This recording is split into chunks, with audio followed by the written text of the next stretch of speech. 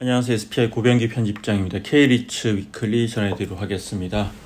지난주 21개 리츠의 단순 평균 수익률은 마이너스 2.52%를 기록했습니다. 전주에 1.47% 하락한 데 이어서 2주 연속 하락세를 이어갔는데요. 올해 들어서 주간 기준으로 보면 지난 8월 초에 2.53% 하락한 이후에 가장 큰 폭의 하락세입니다. 지난주 같은 경우에는 코스피도 한 주 동안 3.02% 하락하는 등 전반적으로 국내 증시가 부진했고, 이 가운데 리츠 시장도 이 같은 흐름을 피해갈 수는 없었습니다. 전반적으로 한국 주식시장에서 외국인들의 매도세가 계속되고 있는데요. 리츠 시장 역시 대형주들 중심으로 외국인들의 매도세가 이어졌습니다. 뿐만 아니라 이제 한국 리츠 시장 같은 경우에는 개별 리츠대 유상증자 이슈와 리파이낸싱 우려도 리츠 주가의 발목을 잡고 있는 요인으로 꼽힙니다.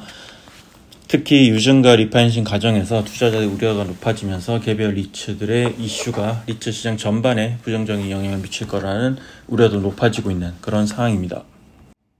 지난주 시장에서 주목했던 지표들은 대체로 긍정적으로 나왔습니다. 대표적으로 이제 지난주 같은 경우는 미국의 고용 지표에 상당히 이제 많이 주목을 했는데, 지난 10월 4일이었죠. 이제 미국 노동부가 비농업 고용 지표를 비롯해서 이제 미국 노동부가 발표한 비농업 고용 지표를 비롯해서 이제 노동부의 구인 이직 보고서, 졸트 보고서라고 하죠. 졸트 보고서, 그리고 민간 부문 고용의 시장 상황을 보여주는 ADP 고용 보고서 등을 비롯해서 여러 고용 지표들이 발표됐는데요.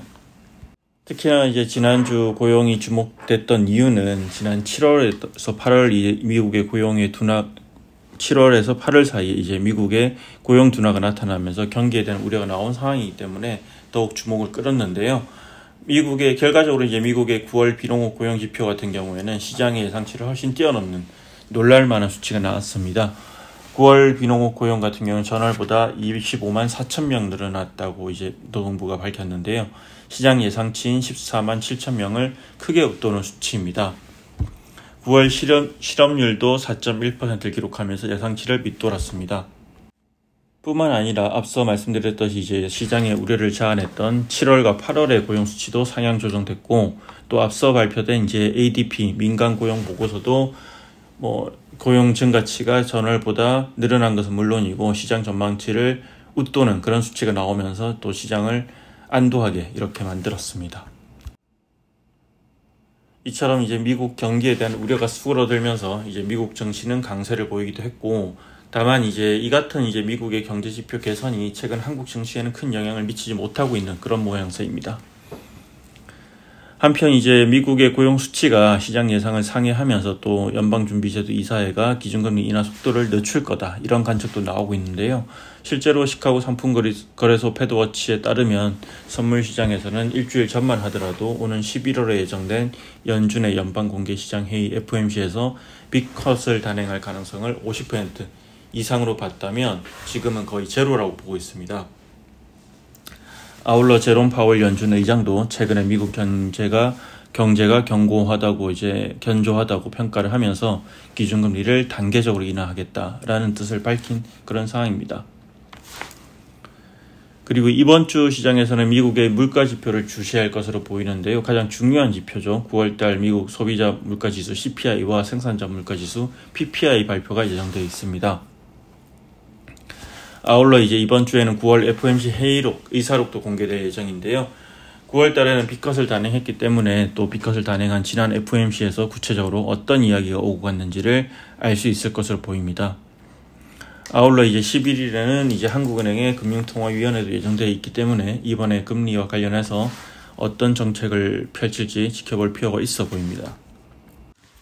지난주 같은 경우에는 전체 21개 리츠 중에서 NH 오른 리츠를 제외하고 20개 리츠가 모두 일제히 하락을 했는데요. NH 오른 리츠도 상승폭이 크진 않았습니다.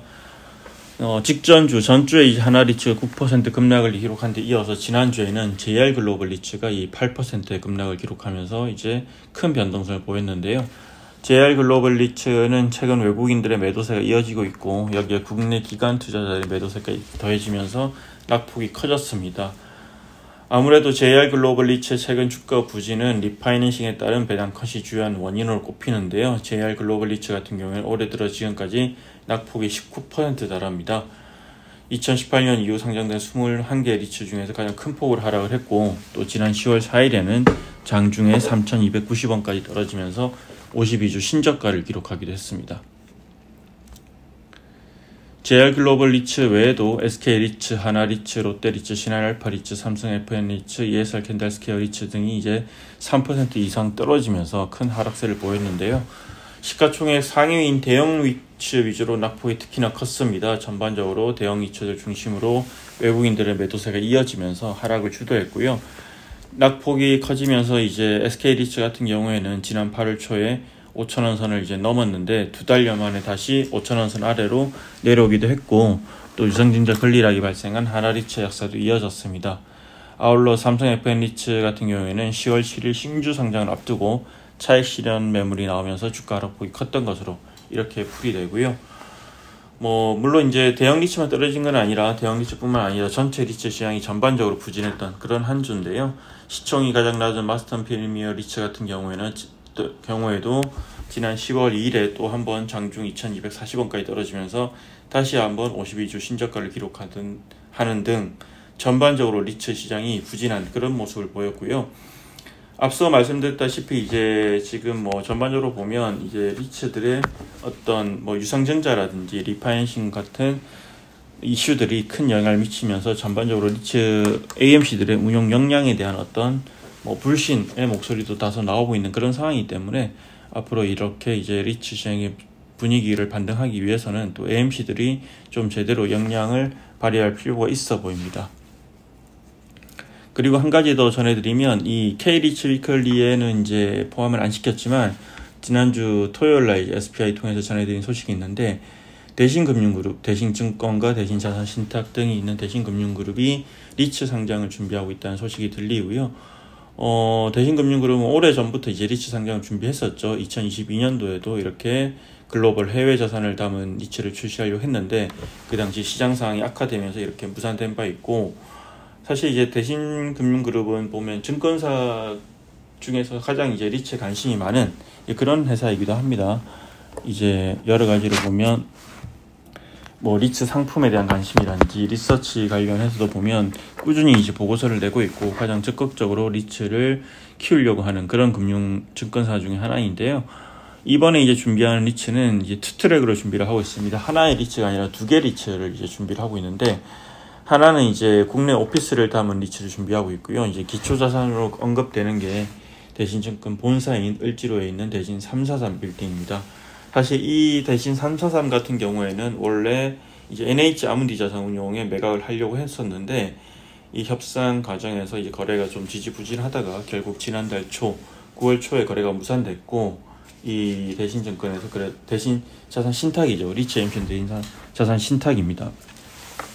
대신자산신탁에서 이 대신 343을 기초자산으로 하는 오피스 리츠 상장을 준비하고 있고요. 또 한편으로는 이제 글로벌 리츠 상장도 준비하고 있습니다. 글로벌 리츠의 기초자산은 우선 이제 일본 자산들이 먼저 거론되는데, 상반기에 이제 대신금융그룹에서는 이 일본 자산을 기초로 하는 임대주택 리츠를 만들었죠. 상장은 안 했지만 공모했던 상품이고 상당히 흥행이 잘 됐는데, 이 자산들을 포함해서 일본의 이제 임대주택이나 그리고 오피스 같은 자산을 중심으로 하고 또 향후에 궁극적으로 글로벌 자산들을 담는 리츠를 성장시키는 그런 리츠 2개를 준비하고 있고요. 일단 이제 로드맵을 보면 올해 안에 이제 인가를 받고 내년 이제 상반기 중에는 이제 상장을 해보겠다 이런 계획입니다. 대신금융그룹이 그동안 리츠에 대한 관심을 많이 보여왔기 때문에 앞으로 이제 어떤 모습을 보여줄지 지켜볼 필요가 있을 것 같습니다.